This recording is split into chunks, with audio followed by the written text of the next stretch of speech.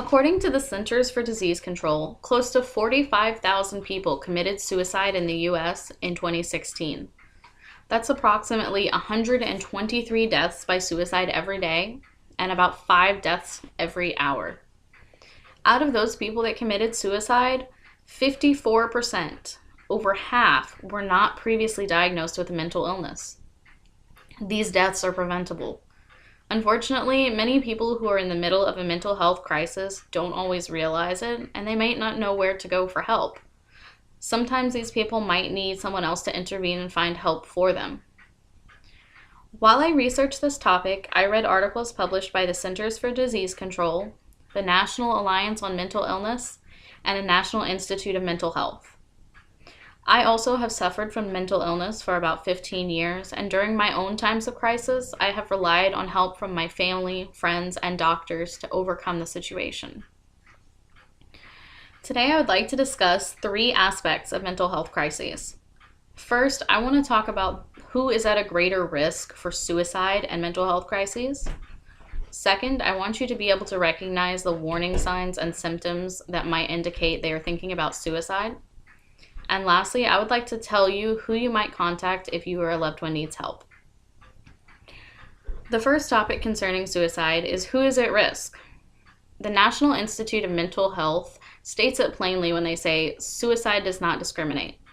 People of all genders, ages, and ethnicities can be at risk.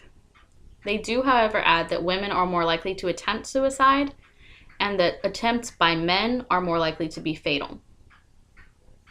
There are, however, some things that might raise the risk of whether or not someone might risk suicide.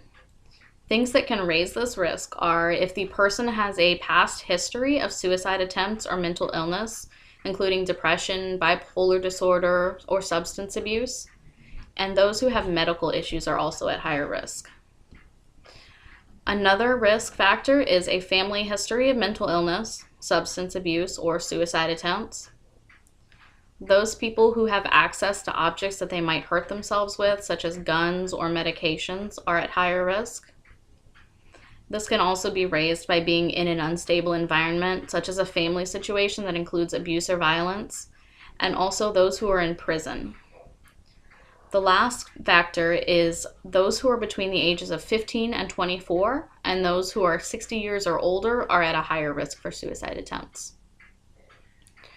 Next, I would like to help you identify some of the signs and symptoms that you might notice in yourself or in someone else who is in the midst of a mental health crisis.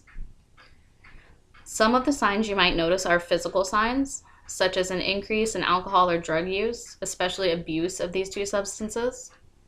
A difference in eating or sleeping patterns, often to the extreme, such as sleeping all day or not sleeping at all. Outbursts of anger or severe mood swings. Searching for ways to commit suicide is a good indicator, such as collecting pills or buying weapons. Many people will isolate themselves away from others when they are having these feelings. Acting recklessly, giving away their belongings, writing a will or a suicide note, or saying goodbye to loved ones are also very good signs that someone is contemplating hurting themselves. Other symptoms might manifest only as feelings, but if this isn't someone that you love, they might voice these feelings to you. The feelings might include wanting to die, feeling hopeless about their life, guilt or shame, feelings of being trapped, thinking that they are a burden on society or on their family, and feelings of anxiety, irritation, or even rage. Okay, so now that you know the signs, let's say you start noticing these signs in yourself or in someone you love. The question now is, what do you do about it?